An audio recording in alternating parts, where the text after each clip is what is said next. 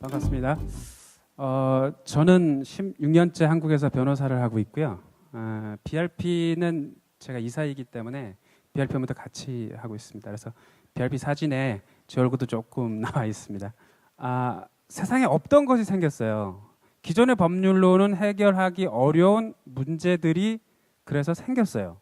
그러다 보니 이걸 뭘로 규정하고 어떻게 해석하실 거에 대한 문제가 계속 생긴 거죠. 그래서 미국 같은 경우는 이 시큐리티성이 있는지 없는지를 봐서 SEC 룰을 적용하고 또 그 이름도 굉장히 다양하고 특히 크립토 에셋으로 쓰는 데가 있어요. 한국에서. 크립토 에셋으로 쓰는 곳은 한국은행이에요. 왜냐? 커런시란 표현을 쓰기가 굉장히 부담스러운 거죠. 통화고건 때문에. 그래서 이 모든 성격을 다 가지고 있어서 하나의 법률 또는 기존의 규정 체계로 대응하기 어려운 게 사실 현실입니다. 그러면 이걸 어떻게 대응해야 될 것인가? 제가 블록체인 법률 연구소 만들고 대응하게 된 거는 사실 젊은 인재들이 삼성, 현대 또는 금융권을 그만두고 나와서 블록체인 프로젝트 관여하는 친구들이 ICO가 한국에서 금지되니까 해외에 나가서 사업을 해야겠다 이런 심각한 고민을 해요. 그리고 기본적으로 투기성이라든가 유사수익행위라든가 사기라든가 이런 시각에서 자꾸 프로젝트를 보니까 제도 개선을 위한 그 법조 또는 입법 활동이 필요하겠다라는 생각이 들어서 저도 한 2년 전부터 블록체인 쪽에 관심을 가지고 있다가 안 되겠다 뜻을 같이 하는 분들과 같이 이 부분에 대한 입법이나 제도 개선 운동 그다음에 같이 하는 분들과 힘을 같이 해야겠다는 생각을 해서 블록체인 연구소를 만들었고요. 지난달에 이런 내용으로 세미나를 진행했고 지금 사회를 보고 있는 엘레나 이재림 변호사와 함께 그 입법 개정안 정도를 책을 쓰고 있는 중인데요. 9월 달 중에 나올 수 있도록 열심히 쓰고 있는 중입니다. 요거는 저희 법률사무소, 저희 블록체인 연구소에서 만든 건데 매우 안타깝게도 이거는 한국적인 상황에서 만들어진 거예요. 왜냐하면 한국에서 법인 설립이 어렵고 ICO를 금지하니까 해외로 가게 되고 해외로 어디로 가야 되는지를 또 분석하게 되고 그러면 해외에서 법인을 설립했을 때 크립토 또는 피앗을 한국으로 들어오는 방법에 있어서 수사기관이나 정부 당국에서는 어떤 불법적인 요소가 없는지를 보게 되고 이 모든 것의 시작은 한국에서 ICO를 전면적으로 금지했기 때문에 생긴 거예요. 그러니 한국에서는 몇몇 변호사들이 ICO 관련 자문을 해요. 국내 최고의 로펌에서도 한 달 전까지만 해도 ICO 관련 법률 자문 안 한다 그랬어요.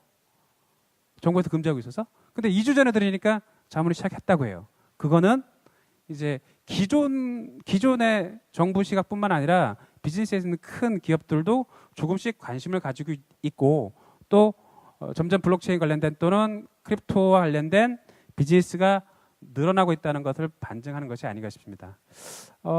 브루노 대표가 어제 몰타에서 기획했는데 저도 몰타를 6월 말 7월초에 가게 됐는데 몰타를 방문하게 된 게 제가 프로젝트도 있었지만 관련 자료를 법률 관련된 자료를 다 분석해 보다 보니까 성문법으로 가장 그 정비가 잘 된 게 뉴욕주의 비트 라이선스 규정, 그다음에 일본의 자금 결제법, 그다음에 몰타법이었어요.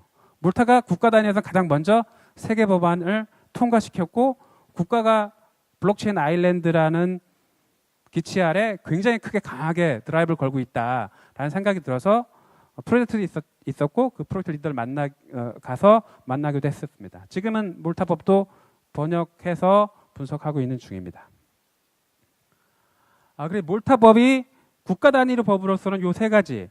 MDIA는 디지털 혁신 위원회 같은 일종의 가상화폐 관련된 위원회. 그러니까 여기에 어떻게 등록하고 위원회를 어떻게 구성하고 이런 것들이고 그거 관련된 암호화폐 관련된 기업이나 거래소 설립 때 관련 법안. 그 다음에 가상 금융자산에 대한 법안.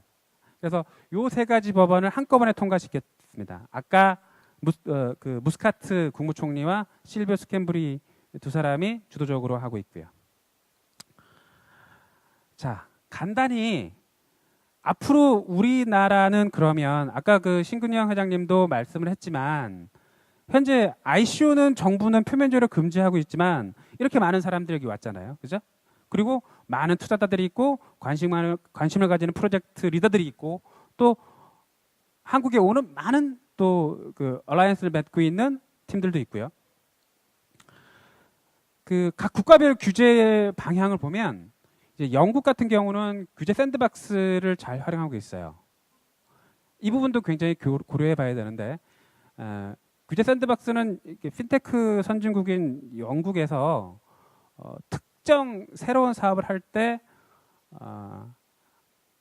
일정 수준까지는 어떤 행위에 대한 뭐 위법성이라는 걸 묻지 않고 대신 진행 사항을 체크해 가면서 자유롭게 사업을 할 수 있도록 그래서 샌드박스 신청을 하면 샌드박스에 해당하는 기업들은 새로운 기존 규제를 받지 않고 내지는 책임이나 이런 걸 면하면서 대신 어느 정도 기준은 갖춰야 됩니다. 그래서 그 기준을 갖추면 새로운 또 사업을 진행할 수 있게 하고 그래서 원래 그 핀테크 기업의 5가지 규제 완화 정책으로 들어왔던 것이고 우리나라도 이걸 도입하겠다고 하는 발표는 이미 있었습니다만 아직 시행은 안 되고 있습니다. 개인적인 바람은 그 블록체인 아일랜드를 꿈꾸겠다고 발표한 그 제주도의 그 원희룡 지사님께서 이 부분을 좀 잘 도입해서 정부와 협의를 했으면 좋겠다는 생각입니다. 그리고 저는 기본적으로 네거트 방식으로 이렇게 불법적인 요소가 있는 걸 제외하고 모두 법적인 규제를 좀 완화했으면 좋겠다라는 생각은 가지고 있어요. 근데 이 첫 번째와 두 번째 차이가 있는 게 규제 샌드박스는 그 민간이 이제 민간 기업이 앞서가는 것을 정부가 규제하는 입장에서 규제 당국이 민간 사업자들을 이해하기 위한 또는 그 생태계를 활용하고 지원하기 위한 측면이 더 강한데 문제는 네거티브 방식 규제를 한다 하더라도 블록체인 기업들이 굉장히 많은 프로젝트들이 생겨나고 있고 또 일단 성문법을 만들게 되면 그것으로 규제할 수 없는 부분들도 있어서 한꺼번에 규제를 하지 않고 do no harm, 해를 끼치지 않는 범위 내에서만 필요한 범위 내에서 규제하는 방식을 취하고 있는데 이게 이제 영국의 경우는 이런 규제 샌드박스 위주로 가고 있고 그 다음에 몰타는 이제 이쪽으로 가고 있는 거죠. 약간 극단적인 예입니다. 그 다음에 정책 지원과 예산 지원은 뭐 블록체인 특구 구성이라든가 이런 걸 뭐 필리핀에서도 블록체인 특구 구성해서 법률적인 제도 지원하긴 하는데 이런 부분도 충분히 지원해서 적어도 블록체인 분야가 활성화하게 되기 위해서는 결국은 사람과 돈이 모여야 되잖아요. 그죠? 저희가 사람과 돈이 모이는 데는 중요한 것 중에 하나가 규제이기 때문에 그런 규제 개선을 한국에 있는 입법 활동하시는 분들 그다음에 정부 관계자들과 같이 열심히 해볼 생각입니다. 한 가지만 말씀을 더 드리면 이건 우리 모두가 해야 될 거라고 저는 생각해요. 실제로 범용성을 확보해서 새로운 토큰 생태계를 만들면 점점 더 그 규제를 완화하거나 규제 규제 필요성, 규제라기보다 규제 완화 내지는 규제 샌드박스 또는 그 불법적인 요소를 제거한 네거티브 방식의 규제가 될 거라고 생각을 하고요. 그러기 위해서는 또 적극적으로 정책 제도 개선하고 정책 지원에 대한 요구를 해야 될 것 같다는 생각을 합니다. 제 예언이 틀릴지 모르겠는데 20-30년 뒤에는 우리가 생각하는 주식회사 제도가 없어지고 토큰 생태계가 결국은 주식회사를 대체할 수도 있다는 생각이 들어요. 지금 보시면 알겠지만 우리가 ICO 또는 TG 이런 법인을 설립하고 그 법인의 에쿼티 지분 구조는 별도로 들어가고 있어요. 토큰 생태계와. 토큰 생태계는 이렇게 토큰 이코노미를 구축하려고 노력하고 있고 반면에 기존에 우리가 생각하는 주식회사 제도는 다시 이렇게 들어가고 있어요. 어느 순간 이게 합쳐져서 하나가 될 수 있다고 생각합니다. 그것이 20년 뒤가 될 수도 있고 30년 뒤가 될 수도 있어요. 그러면 주식회사 제도는 매우 안정적인 자본 조달 방법이고 우리가 기본적으로 아주 당연한 법인 그 회사 제도라 생각하지만 주식회사 자체는 매우 리스크한 투자 수단의 방법으로 생겼어요. 1600년대 네덜란드에서 동인도 회사를 가서 새로운 항로를 개척하는데 그것이 배가 중간에 난파되거나 하면 수익을 얻지 못하기 때문에 내가 투자한 자본금만큼 리스크를 감수하도록 해서 자금을 모았어요.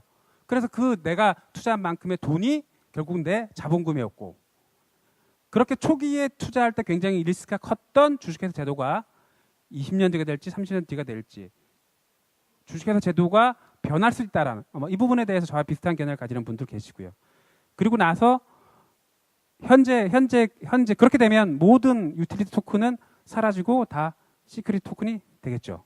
그래서 시큐리티 토큰으로 모두 바뀔 것이고, 또 우리가 어떤 특정한 그 프로덕트 내에서 또는 체인 내에서 어떤 서비스를 이용하는 것이 아니라 그것 자체가 회사 또는 법인의 의결권 행사 또는 배당 이런 모든 것을 다 참여할 수 있는 것으로 최종적으로는 바뀌게 될 것 같은데요.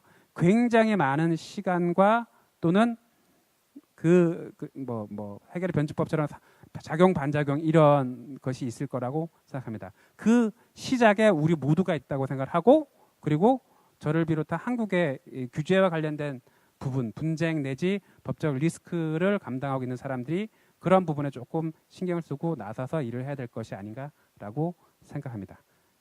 제 발표는 여기서 마치겠습니다.